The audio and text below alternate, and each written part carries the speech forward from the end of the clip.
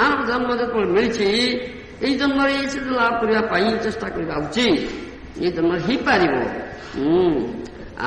କୃଷ୍ଣଙ୍କୁ ବୁଝିପାରିଲେ, ତାଙ୍କର ଉପଦେଶ କଥା ତତ୍ତ୍ୱରେ ବୁଝିପାରିଲେ ସିଦ୍ଧି ଲାଭ କରି ଏ ଜନ୍ମରେ ଭଗବତ ଧାମକୁ ଫେରି ଯାଇପାରିବ। Even if there is some fall down, practice of Krishna consciousness never goes in vain. ଯଦି କିଛି ଅଧପତନ ହେଇଯାଏ ତଥାପି କୃଷ୍ଣ ଚେତନା ଅଭ୍ୟାସ କିଛି ନଷ୍ଟ ହୁଏ ନା, ବୃଥା ଯାଏ ନା। ଫର ଏକ୍ଜାମ୍ପଲ ଅଜାମିଳ ଅଜାମିଳର ଉଦାହରଣ ଦିଆଯାଉଛି ଯେ କି ତାର ବାଲ୍ୟାବସ୍ଥାରେ ବାଳକ ଅବସ୍ଥାରେ ତାଙ୍କର ପିତାଙ୍କର ନିର୍ଦ୍ଦେଶରେ ନାରାୟଣ ନାମ ଉଚ୍ଚାରଣ କରୁଥିଲେ। ପରେ ଯୁବକ ବୟସରେ ତାଙ୍କର ପତନ ହେଲା। ସେ ମଦ୍ୟପ ହେଲେ, ବେଶ୍ୟାସକ୍ତ ହେଲେ, ବଦମାସ ଚୋର ଖଣ୍ଟ ତସ୍କର ପରି ହେଲେ। ତଥାପି ନାରାୟଣ ନାମ ସେ ସ୍ମରଣ କରିପାରିଛନ୍ତି। ତାଙ୍କର ସାନ ପୁତ୍ର ନାମ ନାରାୟଣ ରଖିଥିଲେ, ଯାହାକି ମୃତ୍ୟୁ ସମୟରେ ଯମଦୂତମାନେ ଆସିଥିଲେ ସେ ନାରାୟଣ ଶବ୍ଦ ଉଚ୍ଚାରଣ ନାମ ଉଚ୍ଚାରଣ କରିଥିଲେ। Therefore we should not forget the chanting of Hare Krishna mantra under any circumstances. ସେଥିପାଇଁ ଆମକୁ ଏହି ଉପଦେଶ ଦିଆଯାଉଛି କୌଣସି ପ୍ରକାର ପରିସ୍ଥିତିରେ ଆମେ ହରେ କୃଷ୍ଣ ମନ୍ତ୍ର ଜପ ତ୍ୟାଗ କରିବା ଉଚିତ ନୁହେଁ, ଭୁଲିଯିବା ଉଚିତ ନୁହେଁ। It will help us in greatest danger as we find in the life of Gajendra. ଗଜେନ୍ଦ୍ରଙ୍କର ଜୀବନରୁ ଏହି କଥା ଆମକୁ ଶିକ୍ଷା ମିଳୁଛି। ଏପରିକି ମହାନ ବିପଦରେ ମଧ୍ୟ ଇଏ ଆମକୁ ସାହାଯ୍ୟ କରିବ। ଏ ହେଲା ଶ୍ଲୋକ ଉପରେ ଦିଆଯାଇଥିବା ଆମର ପରମାରାଧ୍ୟ ଗୁରୁଦେବ ଶ୍ରୀ ଶ୍ରୀମଦେ ଶ୍ରୀ ଭକ୍ତିବେଦାନ୍ତ ସ୍ୱାମୀ ପ୍ରଭୁପାଦ ମହାରାଜଙ୍କର ଭାଷ୍ୟ। ତେବେ ଏଠି ଗୋଟେ କଥା କୁହାଯାଉଛି ଯେ ଗଜେନ୍ଦ୍ର ପୂର୍ବ ଜନ୍ମର ସ୍ତୋତ୍ରକୁ ମନେ ପକାଇ ପାରିଲେ। ପୂର୍ବ ଜନ୍ମରେ ସେ ଇନ୍ଦ୍ରଦ୍ୟୁମ୍ନ ରାଜା ଥିଲେ। କୌଣସି ଅପରାଧ କଲେ ତାପରେ ବର୍ଣ୍ଣନା ଆସିବ, ଯାହାଫଳରେ ଏହି ଜନ୍ମରେ ସେ ହସ୍ତି ଜନ୍ମ ପାଇଛନ୍ତି, ଗଜେନ୍ଦ୍ର ହେଇଛନ୍ତି। ହେଲେ ସୁଦ୍ଧା ପୂର୍ବ ଜନ୍ମରେ ଯୋଉ ସାଧନା କରିଥିଲେ ତାହା ବୃଥା ଯାଇନି, ତାହା ରହିଛି। ସେଥିପାଇଁ କୁହାଯାଏ ଯେ ଏ ଯୋଉ ପରମାର୍ଥିକ ମାର୍ଗରେ ଯୋଉ ସାଧନା ଆମେ କରୁଛେ ତାହା କୌଣସି ପ୍ରକାର ନଷ୍ଟ କିଛି ହବ ନା। ଅବ୍ୟୟ ଅକ୍ଷୟ ବୋଲି କୁହାଯାଏ। ଏହାର ଅବ୍ୟୟ ଅକ୍ଷୟ କୌଣସି ପ୍ରକାର ନଷ୍ଟ ହଉନା, କୌଣସି ପ୍ରକାର କ୍ଷତି ବି ନାହିଁ, ସବୁ ଲାଭ ଅଛି। ଦୈବକ୍ରମେ ଯଦି ପତନ ହେଇଯାଉଅଛି କୌଣସି କାରଣବଶତଃ, କୌଣସି ଅପରାଧବଶତଃ, ତଥାପି ସେ ସାଧନା ଯାହା କରାଯାଇଛି ତାହା ନଷ୍ଟ ହେଉନି, ତାହା ରହିଛି। ତେବେ ପତନ ଯୋଗୁଁ ଯୋଉ ଉନ୍ନତି, ସେ ଉନ୍ନତିଟା ବ୍ୟାହତ ହେଇଗଲା। ଉନ୍ନତି ଆଉ ଖୋଲା ନା, ଉନ୍ନତି ବାଧାପ୍ରାପ୍ତ ହେଲା। ସେ ଜନ୍ମରେ ହେଇପାରିଥାନ୍ତା କିନ୍ତୁ ତାହା ହେଇପାରିଲା ନା। କିନ୍ତୁ ଯାହା ସେ ସାଧନ କରିଛନ୍ତି ତାହା ନଷ୍ଟ ହେଇନି, ତାହା ରହିଛି। ଏହା ହେଉଛି ଅବ୍ୟୟ ଅକ୍ଷୟ। ଏ ସ୍ୱତଃସିଦ୍ଧ କଥା, ଏଥିରେ କ୍ଷତି ହେବାର କିଛି ଜିନିଷ ନାହିଁ। ପରେ ଭଗବାନ ସୁଯୋଗ ଦେବେ ଯୋଉଥିରେ କି ସେ ତାକୁ ଯାହା କହନ୍ତି ବା ସ୍ମୃତି ପଦାରଣ ହବ, ବା ଯୋଉ ସ୍ଥିତିରୁ ତ୍ୟାଗ କରିଛନ୍ତି ବା ଯୋଉ ସ୍ଥିତିରୁ ପତନ ହେଇଛି ସେଇ ସ୍ଥିତିରୁ ପୁଣି ଉନ୍ନତି କରିବାର ସୁଯୋଗ ମିଳିବ। ଏ କଥା ଅଛି ଶ୍ରୀମଦ୍ ଭଗବତ ଗୀତା 6ଠ ଅଧ୍ୟାୟରେ ସେ କଥା କୁହାଯାଇଛି।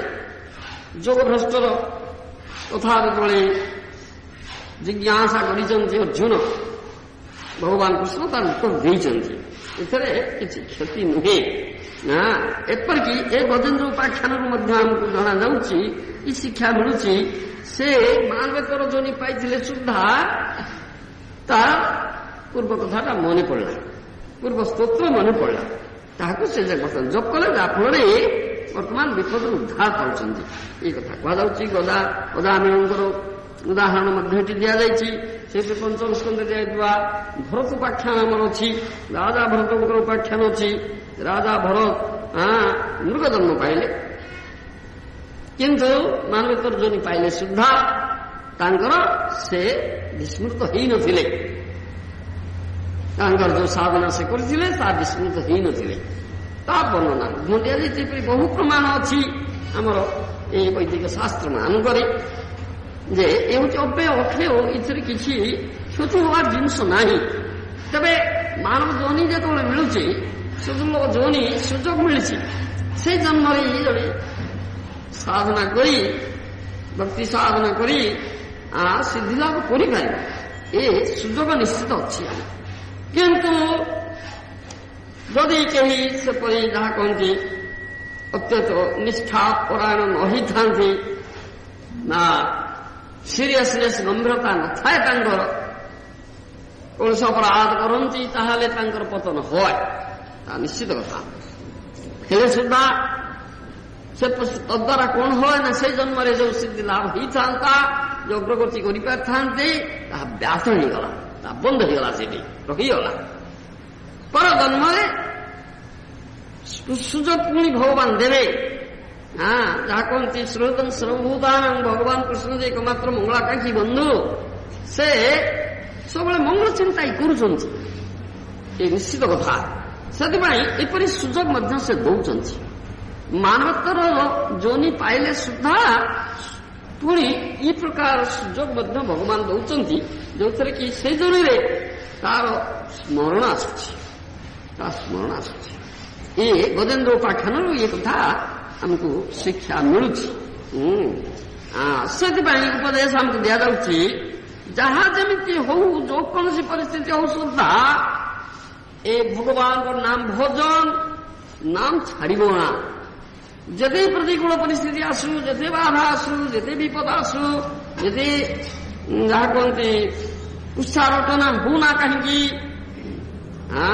ଯେବେ ବିପଦ ଆସୁନା କାହିଁକି, କୌଣସି ପ୍ରକାର ପରିସ୍ଥିତିରେ କସ୍ମିନ୍ କାଳେ ହରିଭଜନ ଛାଡ଼ିବ ନା। ଏଇ ଉଦାହରଣ ଆଚାର୍ଯ୍ୟମାନେ ଏଇ ଉପଦେଶ ଆମକୁ ବାରମ୍ବାର ଦେଇଛନ୍ତି। କେବେ ହରିଭଜନ ଛାଡ଼ିବ ନା, এই কথা। ভৌতিক জগৎ পদে পদে বিপদান, প্রতি পদক্ষেপে বিপদ ଅଛି, নানা সমস্যা ଅଛି, ଏ ନିଶ୍ଚିତ ଅଛି, ଏ ନିଶ୍ଚିତ ଅଛି। ଏ ଯେ ନାହିଁ ଏ କଥା କହିହେବ ନା, ଏ ବରାବର ଅଛି। ହେଲେ ସୁଦ୍ଧା ଆମମାନଙ୍କୁ ଏ ସୁଯୋଗ ମିଳିଛି, ଭଗବତ ଦୁର୍ଲଭ ମାନବ ଜନ୍ମ ମିଳିଛି, ସେତେବେଳେ ସୁଯୋଗ ମିଳିଛି ଆମକୁ ଯେ ମାନବ ଜନ୍ମରେ ପରମାର୍ଥ ଲାଭର ସୁଯୋଗ ମିଳିଛି। ଏ ସୁଯୋଗ ଅନ୍ୟ ଜନ୍ମରେ ନାହିଁ, ଆମେ ଏ ଜନ୍ମରେ ଲାଭ କରିପାରିବା ତାହା। ସେଥିପାଇଁ ଯେ ବୁଦ୍ଧିମାନ ମାନବ, ବୁଦ୍ଧିମାନ ବ୍ୟକ୍ତି, ସେ ନିଶ୍ଚିତ ହବ, ଦୃଢ଼ ନିଶ୍ଚିତ ହବ ଯେ ନା ଏଇ ଜନ୍ମରେ ମୁଁ ନିଶ୍ଚିତ ଭାବରେ ସିଦ୍ଧି ଲାଭ କରିବି। ସେଥିପାଇଁ ଏଠି ମତ ସିରିୟସନେସ୍ ଯାହା କହନ୍ତି, ବଡ଼ ଗମ୍ଭୀରତା ସହକାରେ, ନିଷ୍ଠା ସହକାରେ ଉପଯୁକ୍ତ ପ୍ରାମାଣିକ ଗୁରୁଙ୍କର ଆନୁଗତ୍ୟରେ ସାଧୁ ଭଜନ କରିବ। କୌଣସି ପ୍ରକାର ଯାହା କହନ୍ତି ଶୀତଳତା ପ୍ରକାଶ କରିବ ନା ସାଧନ ଭଜନରେ, କୌଣସି ପ୍ରକାର ଶୀତଳତାକୁ ପ୍ରଶ୍ରୟ ଦିଆଯିବ ନା, ଏଇଟା କଥାଟା କୁହାଯାଉଛି। ଆଉ ଅପରାଧ କଥା କୁହାଯାଉଛି, ଆମକୁ ଶିକ୍ଷା ଦିଆଯାଉଛି। ଅପରାଧ ପ୍ରତି ସଚେତନ ହବ, ନିରପରାଧରେ ଭଜନ ସାଧନ କରିବ। ନିରପରାଧରେ ନାମ ନେଲେ କୃଷ୍ଣ ପ୍ରେମ ମିଳିବ, ଏ କଥା ଆମର ଉପଦେଶ ଦିଆଯାଉଛି।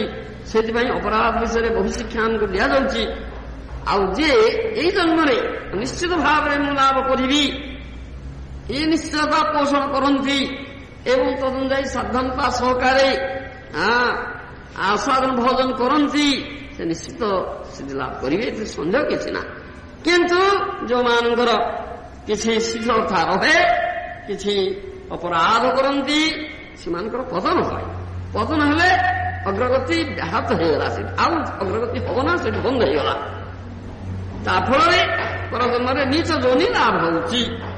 ଏ ଗଜେନ୍ଦ୍ର ଇନ୍ଦ୍ରଦ୍ୟୁମ୍ନ ରାଜା ଥିଲେ, ଗଜେନ୍ଦ୍ର ଜନ୍ମ ପାଉଛନ୍ତି।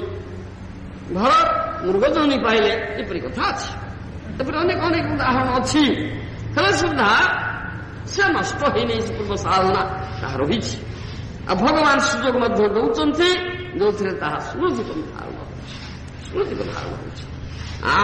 ପରଜନ୍ମରେ ପୁଣି ମିଳିବ ଏ ସୁଯୋଗ, ଏଇଟା ନିଶ୍ଚିତ କଥା। ତେବେ ଏଇ ଜନ୍ମରେ ଆମେ କାହିଁକି ନ କରିପାରିବା? ଏ ହେଉଛି ବୁଦ୍ଧିମତା ଆମର। ଯେ ବୁଦ୍ଧିମାନ ବ୍ୟକ୍ତି ସେ ଗୋଟିଏ ଜନ୍ମରେ ଲାଭ କରିବ ନିଶ୍ଚିତ ଭାବରେ। ଯେତେବେଳେ ସୁଲଭ ମାନବ ମିଳିଛି, ସେତେବେଳେ ନିଶ୍ଚିତ ଭାବରେ ଲାଭ କରିବାର ସୁଯୋଗ ମିଳିଛି, ତାକୁ ହରେଇ ଦେବା ଉଚିତ ନୁହେଁ। ହରେଇ ଦେଲେ ଯେ ପୁଣି କେବେ ସୁଯୋଗ ମିଳିବ? ରାଜା ଭରତଙ୍କୁ 3ଟି ଜନ୍ମ ବିତେଇବା ପାଇଁ ପଡ଼ିଲା, 3 ଜନ୍ମ ବିତେଇବା ପାଇଁ ପଡ଼ିଲା। ତେଣୁ ଆମକୁ ଏପରି କେତେ ଜନ୍ମ ବିତେଇବାକୁ ପଡ଼ିବ ତାର ମଧ୍ୟ କିଛି କଥା ନାହିଁ। ହେଲେ ସୁଦ୍ଧା ଏଠି ନଷ୍ଟ ହବାର ଜିନିଷ କିଛି ନାହିଁ। ଯାହା ଆମେ ଗୋଟିଏ ଜନ୍ମରେ ପାଇବା, ଆଉ କାହିଁକି ଅନେକ ଜନ୍ମ ବିତେଇବାକୁ ଦେବା? ତାଇ ବୁଦ୍ଧିମତା ନୁହେଁ। ହେଲେ ସୁଦ୍ଧା ଏ ସୁଯୋଗ, ଏ କଥା ଆମକୁ ଦିଆଯାଉଛି, ଏ ଶିକ୍ଷା ଦିଆଯାଉଛି, ଏଥିରେ ନଷ୍ଟ ହବାର କିଛି ଜିନିଷ ନାହିଁ। ଏ ହେଉଛି କଥା। ଏଠି ବହୁ ଉଦାହରଣ ଆମର ଅଛି। ଏପରି ମଧ୍ୟ ଅନେକ ଅନେକ ଉଦାହରଣ ଅଛି।